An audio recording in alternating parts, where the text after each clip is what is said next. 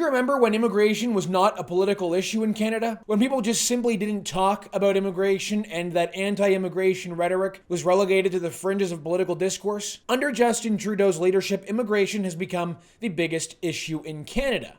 Because of the manner in which the Trudeau government has handled immigration, mass immigration has dissolved Canada's social cohesion, our national consensus on immigration, and Canada's image around the world. On this episode of Ratioed, we will be analyzing the current and historical data surrounding immigration in Canada. We will be comparing the way that Stephen Harper handled immigration to the way Justin Trudeau has handled immigration, and we will be laying out a positive immigration plan that we believe Pierre Poilievre should adopt if he becomes the next Prime Minister. This plan will restore Canada's great social cohesion. It will create conditions where newcomers can live peacefully beside each other, and it will create conditions in which native-born Canadians and newcomers can all live peacefully, adopting a definable set of Canadian values. Now, before we get into the show, be sure to drop a like on this video, help us out by subscribing to the True North YouTube channel, and the comment question for the episode is this: what do you want to see from Pierre Poilievre's immigration plan if he becomes Prime Minister? Let us know in the comments below, and let's get into it. Now, before we can lay out a positive immigration plan for a future Conservative government in this country, we first have to analyze the situation as it is right now and look at previous historical trends. When Pierre Poilievre says that Justin Trudeau has broken Canada's immigration system, what exactly does that mean? Well, we're going to look at the immigration system as it stands right now. We're going to look at the figures as they are right now, and not what Justin Trudeau says they will be in future years, because as we all know, he's now gone. So let's look at the system right now. In 2024, it is possible that Canada has taken in at least 482,000 new permanent residents. That number could be as high as 542,000. Since 2020, Canada's immigration rate has increased by 300%. And for many years now, before Justin Trudeau, Canada's immigration rate has been one of the highest in the world. When it comes to permanent figures, Justin Trudeau is personally responsible for increasing Canada's population by 13%. And as of December of 2024, there were reportedly 4.9 million temporary residents with expiring visas in Canada. But to be more accurate, that number is closer to 3 million. Which accounts for over 7% of Canada's population. 7% of Canada's population are non-permanent temporary residents. Now let's look at the international student situation. Right now, there are over 1 million international students with active student visas in this country right now. According to government figures, they estimate that 640,000 of those international students come from India. Now let's look at the temporary foreign worker program. We already discussed temporary residents, which includes international students, but on the International Mobility Program, the IMP, the government estimates that between January 1st and September 30th, 2023, the government issued over 1 million work permits under the International Mobility Program, up from 530,000 in 2022. Canada issued over 183,000 temporary foreign worker program permits in 2023. What does that look like for Canadians on a day-to-day basis? And why has the consensus on immigration been broken by Justin Trudeau? Well, there are several factors for that. Youth unemployment in Canada is over 13%, the highest that figure has been in over a decade. Per capita GDP has fallen for the 7th consecutive quarter in Canada, and that's 9 out of the last 10 quarters. Canada is now poorer on a per capita GDP basis than Alabama. This marks the sharpest decline in per capita GDP in 40 years. When it comes to housing, Canada currently ranks last in the G7 for housing availability per 1,000 people. When it comes to foreign interference, well, we already know the situation with that, but it does bear repeating that we know there are currently 11 former or current parliamentarians accused of being witting or unwitting conspirators in a foreign interference operation. Now, what the stats do not tell you is that we have sectarian violence taking over our streets. We have violent clashes between Hindu and Sikh diaspora groups in this country. We have anti-Canadian protests taking place in our streets in which the Canadian flag is being burned. Anti-Semitism is on the rise. Riots taking over Montreal. for foreign causes. So taking all of this into account, it's quite easy to understand why Canadians have soured on immigration, why it is that Canada's national consensus on immigration is now gone, and why it is that Canada's social cohesion seems to be evaporating. Take a look at what net migration in Canada was like when you compare Stephen Harper's time as Prime Minister to Justin Trudeau's time as Prime Minister.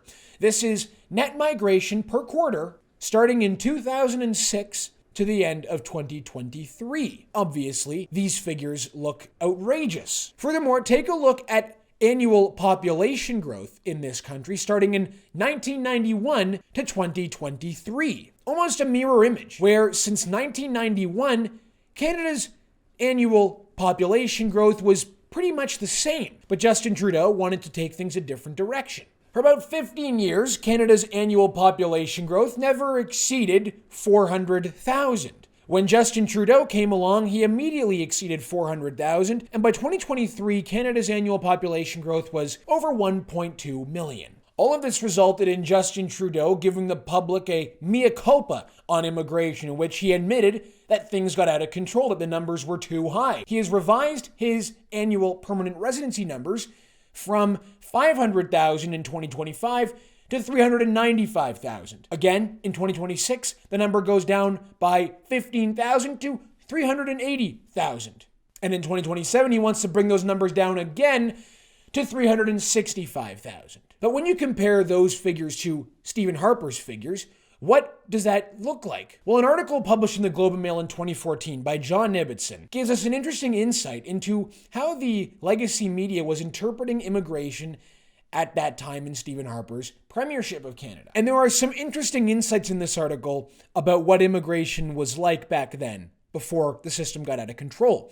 John Ibbotson writes, "The paper examines how the Conservatives have made immigration and refugee policy less compassionate and more economically focused than it was under previous Liberal governments.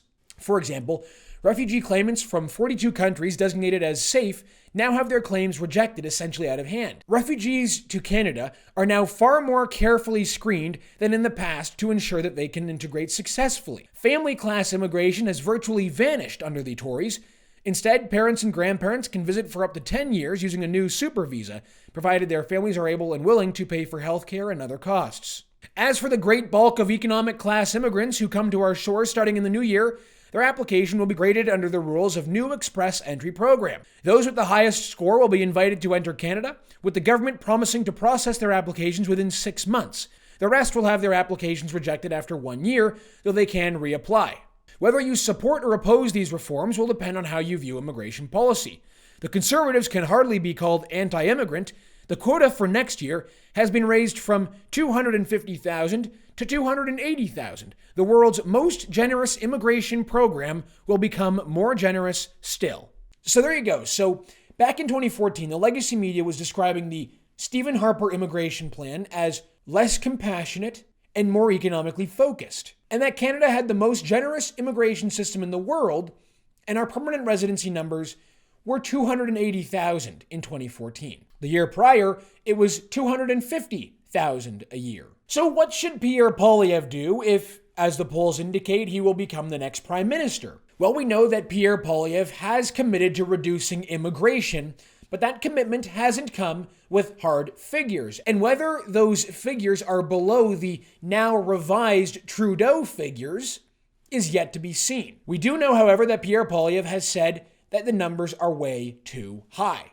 We also know that his plan is to tie immigration to available demand in this country. Now, what that would look like in practice is, of course, yet to be seen. Now, after analyzing the data and looking at the situation here in Canada, we think that in order to restore Canada's immigration consensus and begin to rebuild the social strain that mass immigration has caused on Canadian society, a Pierre Poilievre government should implement the 5 following initiatives to restore immigration in this country, to bring back a positive immigration vision to this country, and to put Canada on a strong economic footing. So the first initiative is to lower the permanent residency intake for the following 3 years to pre-Harper era figures. That number would look like approximately 200,000 a year. The second initiative would be to implement specific country caps on permanent residency intake. This would ensure that Canada is taking in permanent residents from around the world and not too high of a concentration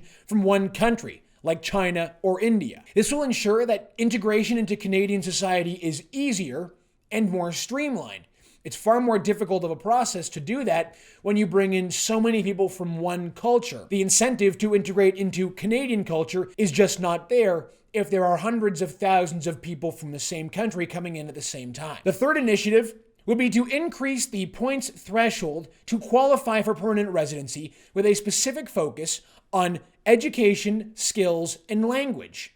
Again, this would not only ensure that Canada is bringing in the very best from around the world, but it will also make it easier to implement more integration, seamless integration into Canadian society. Now, the fourth initiative would be to strengthen both public and private institutions to enhance faster cultural and social integration of newcomers into Canadian society. The final initiative would be to significantly strengthen border measures on our southern border. Also, it would include a commitment to double the amount of deportations that the Canadian Border Services Agency is carrying out. A strong deportation plan will defend the sanctity of the immigration system. It will encourage more lawful immigration, and it will reassure Canadians that the government has immigration under control, something that I think most Canadians, and the polling bears this out, do not believe in right now. Immigration has been a force for good for Canada in the past. Immigration can and will become a force for good in the future in this country